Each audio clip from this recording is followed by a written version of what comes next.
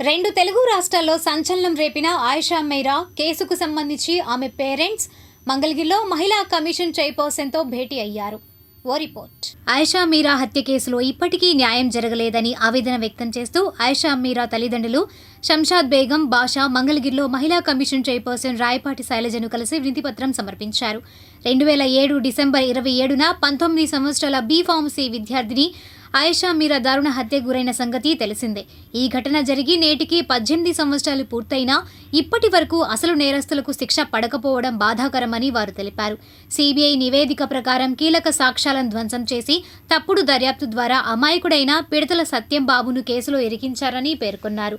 అయితే అమాయకుడు విడుదల కావడం సరిపోదని అసలు నేరస్తులకు కఠిన శిక్ష పడాలని మహిళా సంఘాలు, హక్కుల సంఘాలు, విద్యార్థి సంఘాలు ఆయిషా మీరా తల్లిదండ్రులు డిమాండ్ చేశారు. ఈ న్యాయ పోరాటం ఫలితంగా 2018లో ఉమ్మడి హైకోర్టు ఆదేశాల మేరకు సిబిఐ దర్యాప్తు ప్రారంభమైందన్నారు. సిబిఐ దర్యాప్తులో రాజకీయ నాయకుల కుటుంబాలకు సంబంధించిన కీలక సాక్ష్యాలు మాయం చేసినట్టు వెలుగులోకి వచ్చిందని, నేరస్తులను కాపాడేందుకు కొందరు అధికారులు ప్రయత్నించినా వారిపై చట్టపరమైన చర్యలు తీసుకోవాలని కోరారు. అయితే 2025 జూన్ 25న హైకోర్టులో సిబిఐ సమర్పించిన సీల్డ్ కవర్ నివేదిక తీవ్రంగా నిరాశపరిచిందని తెలిపారు. అప్పటి నుంచి న్యాయం కోసం ఎదురు చూస్తున్న తమకు ఇది తీవ్ర ఆవేదన కలిగించిందన్నారు. ఆయిషా మీరా హత్య జరిగిన సమయంలో చంద్రబాబు నాయుడు ప్రతిపక్ష నేతగా ఉన్నారని, ఆ సమయంలో తెలుగుదేశం పార్టీ ఆయిషా మీరా తల్లిదండ్రులకు అండగా నిలిచి రాష్ట్ర వ్యాప్తంగా సభలు, ధర్నాలు, నిరసనలు నిర్వహించిందని గుర్తు చేశారు. ఆయిషా మీరా చనిపోయిన రోజును స్మరణ దినంగా ప్రకటించాలని, ఆమె పేరుతో ట్రస్ట్ ఏర్పాటు చేయాలని కూడా వారు డిమాండ్ చేశారు. ఈ కార్యక్రమంలో మహిళా సంఘాలు, హక్కుల సంఘాలు, విద్యార్థి సంఘాలు పాల్గొని ఆయిషా మీరా కుటుంబానికి సంపూర్ణ మద్దతు ప్రకటించాయి. అలుపెరగకుండా పోరాటమే చేశామండి. ఈనాడు మా పాప మాకు లేకపోవటం 18 సంవత్సరాల నుండి 19 సంవత్సరాలు అవుతుందండి. ఇప్పటికి కూడా మేము కోర్టుల చుట్టూ ప్రతిరోజు ఈ మంత్లో అయితే దాదాపు 5-6 సార్లు కోర్టుకు తిరగటం జరిగిందండి. పాప పార్ట్స్ అన్నీ ఇస్తారు, న్యాయం ఎట్టాగో చేయరు. వాళ్ళు ఒక స్టేట్మెంట్ ఇచ్చి పలానా వ్యక్తి ఈ సెక్షన్స్ ప్రకారంగా అతను నేరస్తుడు అని మీరు ఒప్పుకుంటే అతను నేస్తారంట. కానీ హైకోర్టులో జస్టిస్ నాగార్జున రెడ్డి గారు ఒక స్టేట్మెంట్ ఇచ్చారు. స్టేట్మెంట్లో ఏమని ఇచ్చారంటే జీవో 20 ప్రకారంగా ఎవరైతే ఈ పాప కేసు ప్రాపర్ ఇన్వెస్టిగేషన్ జరగలేదు, ఆఫీసర్స్ ఉన్నారో వాళ్ళని అరెస్ట్ చేసి ఇన్వెస్టిగేషన్ చేయమని ఆ జడ్జిమెంట్లో ఉందండి. కానీ ఆ జడ్జిమెంట్ని ఎవరు ఫాలో అవ్వలేదండి. ఈవెన్ సిట్ ఫాలో అవ్వలేదు, సిబిఐ కూడా ఫాలో అవ్వలేదు. ఇక ఎందుకంటే ఆ జడ్జిమెంట్లు అలాంటివి ఎవరి కోసం ఈ జడ్జిమెంట్లు ఇస్తున్నారు? మళ్ళీ అతనే వేయాలని మేము కాదు అని నేను ఆ రోజు మహిళా సెషన్స్ కోర్టులో నేను రిటర్న్గా రాసిస్తానని గవర్నర్ జడ్జి సుధ గారికి చెప్పానండి. నేను రాసిస్తాను, మా సత్యంబాబు నేరస్తుడు కాదు అని చెప్పాను. అయినా కూడా 18 సంవత్సరాలు యావజ్జీవ శిక్ష వేశారు. తర్వాత అతను హైకోర్టుకి వెళ్తే నాగార్జున రెడ్డి గారు జడ్జిమెంట్ ఇచ్చారు, అతను కాదు, జీవో 20 ప్రకారంగా ఎవరైతే ఆఫీసర్స్ ఉన్నారో ఇన్వెస్టిగేషన్ ఆఫీసర్స్ ఆ పోలీసులు కూడా ఆ పోలీసుల మీద చర్య తీసుకోండి, వాళ్ళు అరెస్ట్ చేయండి, ఇన్వెస్టిగేషన్ చేయమని వాళ్ళు త్రూ సిబిఐ అని చెప్తే సిబిఐ కూడా చేయలేకపోయిందండి.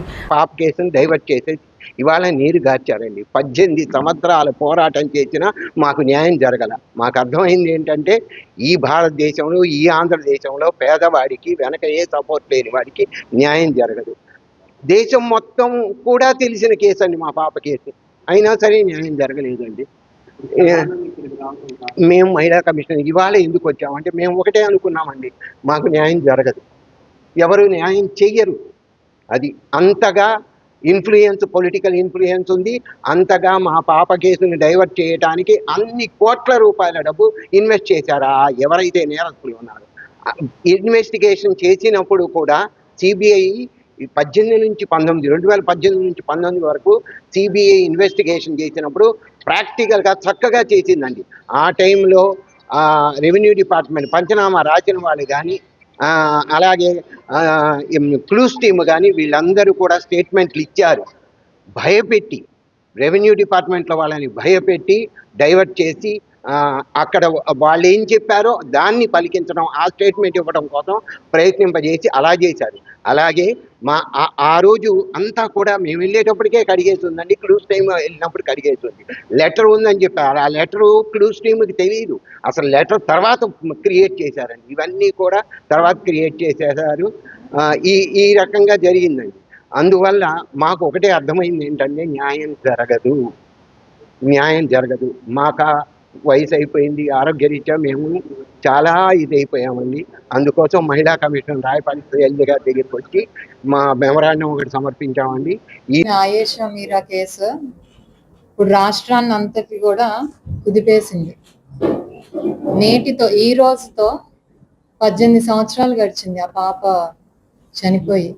డిసెంబర్ 27 18 సంవత్సరాలు.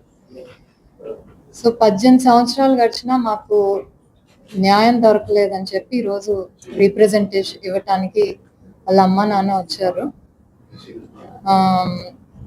అంటే మొన్న 17 కూడా కేసు క్లోజర్ ఎప్పుడైందండి? 25th జూన్లో అప్పుడు అయింది. మళ్ళీ రీసెంట్ గా కూడా కేసు హైకోర్టులో క్లోజ్ వేయబడింది సిబిఐ రిపోర్ట్ ఇచ్చాక. ఆ రిపోర్ట్ ఏమైందో కూడా, ఇంకా రిపోర్ట్లు ఏం రాశారో కూడా వీళ్ళకి ఇంకా తెలియట్లేదు. అప్పుడు ఇప్పుడున్న చీఫ్ మినిస్టర్ చంద్రబాబు నాయుడు గారు అప్పుడు సపోర్ట్ చేసి ఆయన స్పెషల్ గా ఇన్వెస్టిగేషన్ టీమ్ వేయటం కానీ 2019లో జరిగింది. 18లో జరిగింది. 2018లో అప్పుడు ఇంట్రెస్ట్ తీసుకొని స్పెషల్ సిట్ వేశారు. ఆ తర్వాత అది మళ్ళీ సిబిఐకి మార్చడం జరిగింది. సో వాళ్ళకి ఏంటంటే 18 ఏళ్ళు అయినా మాకు న్యాయం జరగలేదు. 18 ఏళ్ళు అయిపోయింది, పాప చనిపోయి ఇంకా మాకు క్లోజర్ అనేది రాలేదు. అలాగే ఇన్వెస్టిగేషన్ లో భాగంగా అంటే సెకండ్ టైం మళ్ళీ బాడీని తీసి ఇన్వెస్టిగేషన్ కోసం అని ఎగ్జ్యూమ్ చేశారు. అది ఎన్ని రోజులు అయిందండి? 7 years. అది కూడా 7 years అయింది. వాళ్ళ బాధ ఏంటంటే ఇప్పుడు న్యాయం జరుగుతుందా లేదా అనేది ఒక ఇదైతే, అట్లీస్ట్ మా పాప ఏదైతే ఆ రిమైన్స్ తీసారో దాదాపు 7 ఏళ్ళు అయిపోయింది, అవి కూడా ఇంకా మాకు అప్పచెప్పలేదు. కనీసం అది అప్పచెప్తే మా క్లోజర్ మళ్ళీ బరీ చేసుకొని ఒక క్లోజర్ అనేది మాకు వస్తుంది. అలాగే ఏదైతే డిసెంబర్ 27 పాప చనిపోయిందో దాన్ని ఆయేషా మీరా సంస్మరణ దినోత్సవంగా ఏమన్నా చేసి అట్లీస్ట్ ఎలాగైతే ఇలాంటి విక్టిమ్స్ ఉంటారో వాళ్ళకి ఏమైనా హెల్ప్ చేయొచ్చా, లేకపోతే ఒక చారిటబుల్ ట్రస్ట్ మేము పాప పేరు మీద ఫామ్ చేసి గవర్నమెంట్ సపోర్ట్ కూడా తీసుకొని ఇలాంటి విక్టిమ్స్ కి ఎలాగైతే మనకి నిర్భయ ఫండ్ ఇవన్నీ కూడా వచ్చినాయో ఆ విధంగా ఆయేషా మీరా పేరుతో ఒక చారిటబుల్ ట్రస్ట్ ఏమైనా ఫామ్ చేసి మేము విక్టిమ్స్ కి హెల్ప్ చేయాలనే ఆలోచనతో ఈ రోజు ఇక్కడికి పేరెంట్స్ రావటం జరిగింది.